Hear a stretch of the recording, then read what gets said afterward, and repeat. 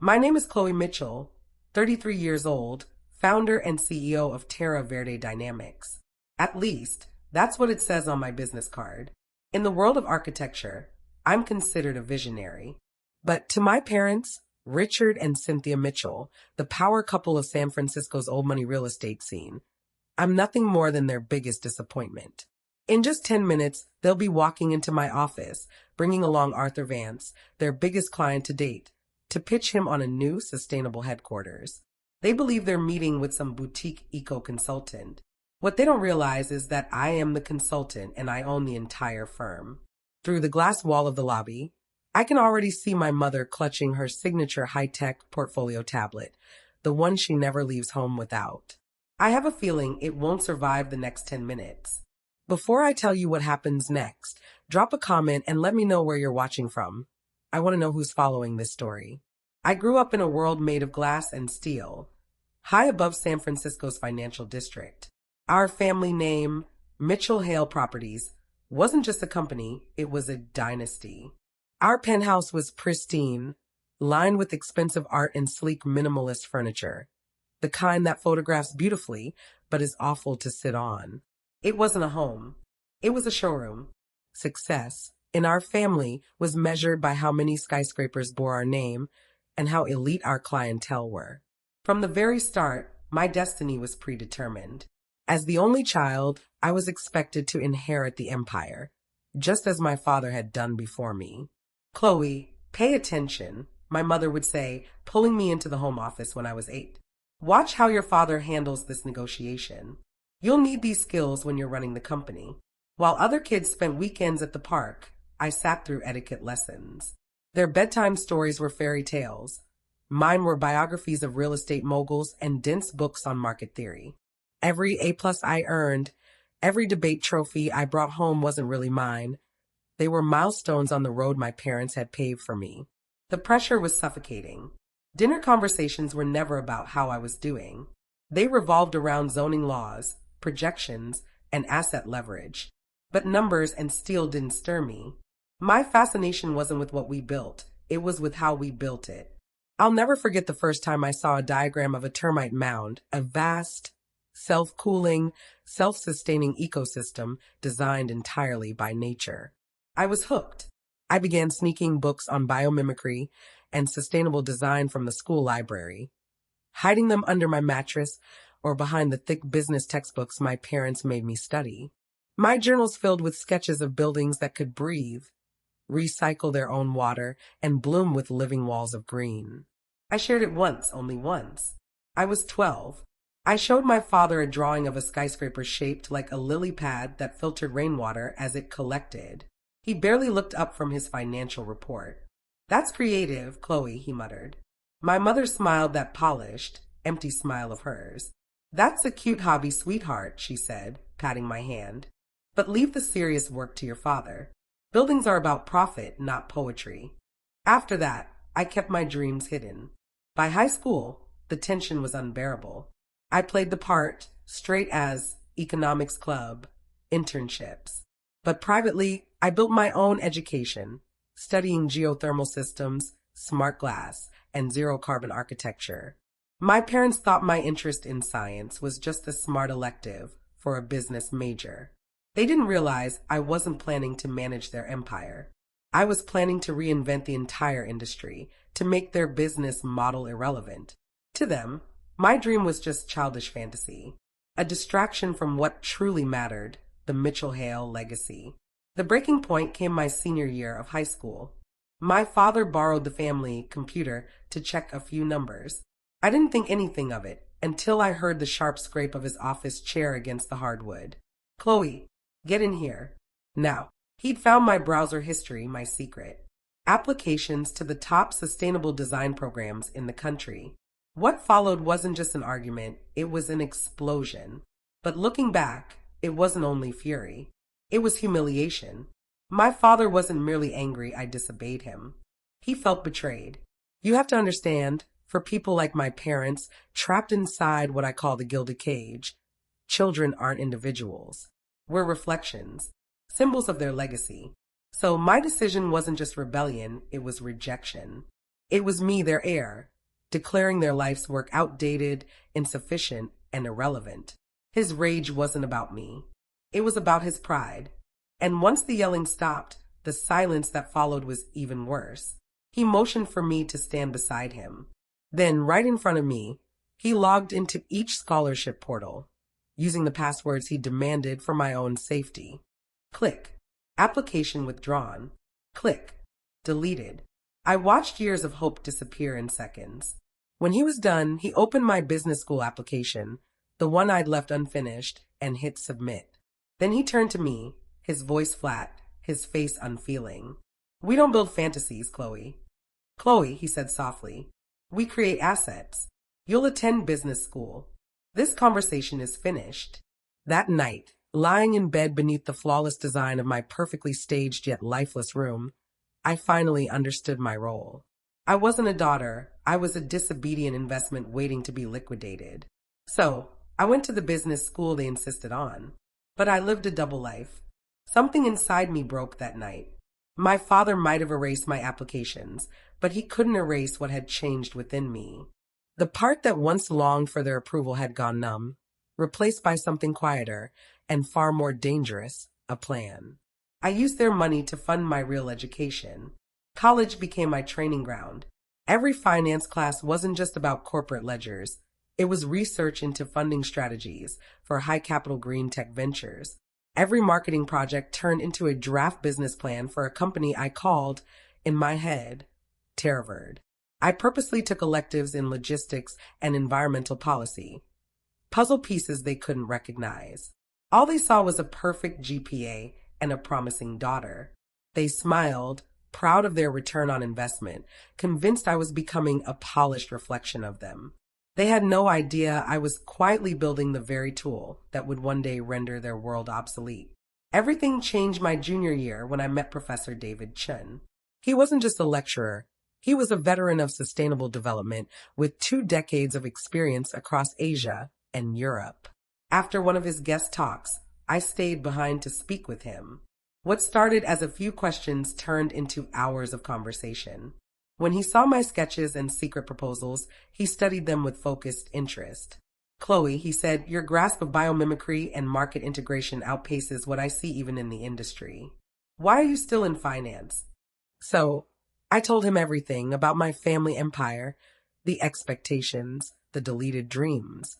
He listened, then said quietly, "Legacy can be an anchor. It can steady you, or it can pull you under. You have to choose whether to steer their ship or design your own." Professor Chin became my mentor. He introduced me to engineers, investors, and innovators. By the time I graduated, just as my parents demanded, I didn't just have a business degree. I had connections. 2 weeks later, an envelope arrived, heavy, cream-colored, embossed with the Mitchell Hale Properties logo. Inside was a partnership offer, 6 figures, junior title, a golden ticket to the family-approved future. That same day, I turned it down. Instead, I accepted an entry-level job at a tiny green construction startup in Palo Alto. The pay barely covered my half of a shared apartment. When I told my parents over dinner, the silence was suffocating. My father called me ungrateful. My mother, Cynthia, asked if I was having a breakdown. "It's a phase," my father muttered finally, tossing his napkin aside. "When you're done playing idealist, our door will be open. You'll come back to your senses." I moved out that weekend. My father didn't lift a box. My mother called me a naive dreamer. My father told me not to return until I was serious about life. So I didn't. For the next several years, I disappeared. I lived on caffeine and grit.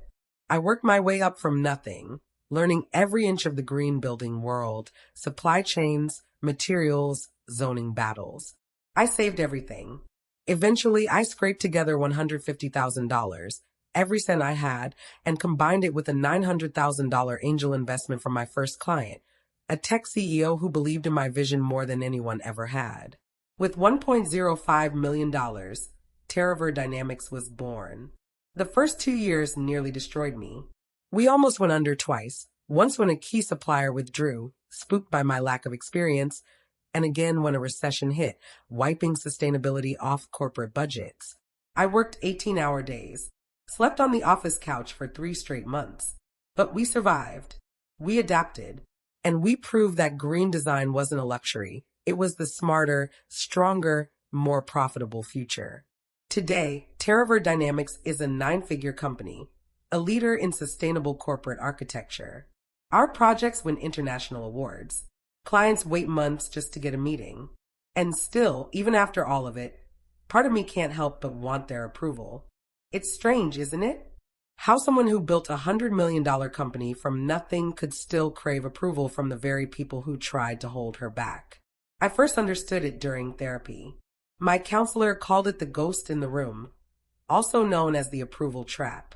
When you're raised by parents who only offer affection when you earn it, what psychologists call intermittent reinforcement, you develop a deep, lifelong urge to finally win their validation, to mend that first wound.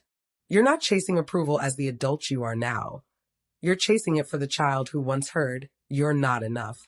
My 9-figure empire, my awards, my sprawling headquarters, none of it ever felt complete because that ghost never left. It lingered, waiting for my father to finally say, "You did it." So I tried. I sent them a glossy architecture magazine where I was featured on the cover, an innovator to watch. My father replied with a single line. Magazines will print anything these days. I invited them to the grand opening of our new headquarters, a living laboratory I designed from the ground up. They declined. They had another commitment at their country club. The last time I saw them was at a cousin's wedding. My mother, Cynthia, was surrounded by friends, holding court as usual. When she saw me, she gave that tight smile I'd known all my life. "Oh, and this is Chloe," she said sweetly. "She's still doing that green thing. Nice that she's found work as a glorified recycling blogger." A glorified recycling blogger. That's what my 9-figure company meant to her. That was the last time I reached out. I finally let go for real this time. I accepted that I'd never earned their approval because it was never actually about me. It was about them. Which brings us to today. I'm standing just out of sight, tucked in the alcove beside the main doors of my headquarters, this living, breathing hub of sustainable design. From here, I can see a sleek black sedan glide up to the curb. My heart isn't racing, it's perfectly eerily steady. The door opens. My father, Richard, steps out first, straightening the cuffs of his expensive suit. Then my mother, elegant as always, smooths her skirt. And behind them emerges Arthur Vance, the sharp-eyed CEO of Vance Global. My team, who believe we're about to meet a major new client, are waiting inside, but I've asked them to hold off. This part I need to do myself. As they approach, I hear my mother's practiced laugh, the one she uses like armor. She's chatting lightly with Mr. Vance. "Oh, we're so excited to show you our proposal," she says. Arthur nods, taking in the vertical garden that blankets my building's facade. "Impressive," he says. "Your contractor clearly knows their craft." And then my mother seals her fate. She gives that brittle, familiar laugh, the one that always comes before a cut. "Oh, this," she waves dismissively. "It's ambitious, I'll give her that. Our daughter's a bit of a disappointment, really. Walked away from a real estate dynasty to become a naive little tree hugger." Mr. Vance's eyes sharpen. "My son did something similar," he says quietly. "Became a marine biologist. Took me years to realize he was simply smarter than I was. But my mother doesn't catch the warning." "Well," she says airily, "I doubt a glorified recycling blogger qualifies as smart, but she's our cross to bear." That's it. The moment arrives. I take a slow, steady breath and step out from the alcove, directly into their path. My expression calm, professional, unshakable. Extending my hand, I bypass my parents and go straight to their client. "Good morning, Mr. Vance," I say smoothly. "Welcome to Terraver Dynamics." My parents freeze, stunned. I keep my gaze locked on Mr. Vance, my smile unwavering. "I'm Chloe Mitchell, founder and CEO. We're thrilled to have you here." There's a sharpened take of breath, my mother's. Mr. Vance looks from me to them, the recognition flashing in his eyes. You can almost see the billion-dollar brain connecting the dots in a heartbeat.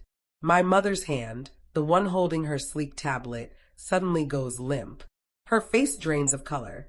The device slips from her fingers and clatters to the floor. It hits the polished concrete floor with a sound that ricochets through the silent lobby. A sharp, sickening crack follows, glass exploding into countless shards, scattering the Mitchell Hale proposal across my company's floor. Their legacy, shattered, lying at my feet. The presentation that follows is a blur, but it's my blur. Controlled, focused, entirely mine. When my team catches sight of my parents' faces, they finally sense the voltage in the air. They rise to the moment and we are flawless. I'm not just walking through numbers. I'm demonstrating our living laboratory, showing the building we're standing in breathe and function in real time. The recycled water systems, the geothermal cooling network, the patented smart glass that darkens with sunlight, slashing energy use by 60%. My parents are silent. Absolutely, painfully silent. My father, Richard, the master negotiator, sits rigid, jaw clenched. My mother, Cynthia, looks diminished. Olivia, my assistant, quietly gathers the shattered pieces of my mother's tablet, her eyes meeting mine with a subtle, fierce nod. This is my arena. I'm no longer the family disappointment, the idealistic tree hugger. I am the authority in this room, and everyone knows it. When I finish, Mr. Vance says nothing for a long time. He studies me, then glances at my parents, then back to me. Finally, my father clears his throat, desperate to steer the moment. As you can see, Arthur, he begins, voice strained, our vendor here is quite passionate. Mitchell Hale Properties believes in. Mr. Vance lifts a hand, polite, but commanding in a way only a man who runs a global empire can be. Richard, please, he says evenly. Then he turns his full attention toward me. Ms. Mitchell, he begins, that was extraordinary. But I have to admit something. My parents lean forward, hungry for a lifeline. I've been following Terraver Dynamics for 6 months, he continues. My eyebrows rise. This is new to me. Your work on the Singapore project changed the game, he says. I knew then that you were the one I wanted designing my company's new global headquarters. He looks to my parents. Richard, Cynthia, I only accepted your firm's proposal to see if the old guard still had new ideas, to see if you could compete with this. He gestures to the space around us. You didn't, but ironically, you brought me right where I needed to be. Then, turning back to me, he continues, ignoring them completely. This meeting was a formality. I'm not interested in your parents' proposal. I'm interested in a global partnership with you. Let's have our teams discuss expanding this across our entire North American and European divisions. It's a clean shot, a professional kill. My father's face drains of color. My mother stares at the floor, at the place where her tablet used to be. When Mr. Vance leaves, escorted by my team, my parents stay behind. The vast, sunlit lobby suddenly feels claustrophobic. My father is the first to recover. Ever the strategist, he straightens his tie and forces out a booming voice filled with fake pride. Chloe, this is incredible. We had no idea. Now that we understand the scale of your work, we should really talk about how Mitchell Hale can support you. We have connections, clients. It's so transparent, so self-serving that I nearly laugh. Help, I say quietly, the words sharp as ice. Yes, he rushes. We can take this to the next level together. I finally look at them. Really look. Not as the towering figures of my childhood, but as they are, two ambitious, frightened people who have just lost. You called me a disappointment less than an hour ago, I say. Mother, my voice slices through the air. You told your client I was a naive tree hugger. Now, Chloe, my father starts, his tone defensive. It wasn't heat of the moment, I interrupt. It was honesty. Your truth. For 10 years, you've labeled me a failure. A glorified recycling blogger. You even deleted my business plan because it didn't fit your vision of success. My mother's eyes shimmer. We didn't understand. We've always supported you. No, I say, surprised at how steady my voice sounds. You didn't. You never believed in me. You didn't help me. I built this without you. I built this in spite of you. I pick up my tablet. I appreciate the offer, but my client pipeline is doing just fine. We actually have a waiting list. Now, if you'll excuse me, I have a global contract to finalize. And I walk away, leaving them standing amid the unseen, shattered fragments of their own legacy. The Vance Global Partnership tripled our valuation overnight. But the real victory wasn't financial. It was the quiet, the silence of their disbelief. Their rejection, that golden cage they built around me, became the force that pushed me to create my own world, one they could never control. Last month, I launched the Terraver Foundation, funding scholarships for young women in sustainable architecture and technology.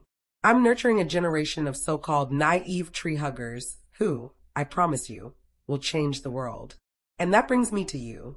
This is for everyone who's ever been called the disappointment, for every black sheep, for everyone who's ever felt like an outsider in their own family. I see you.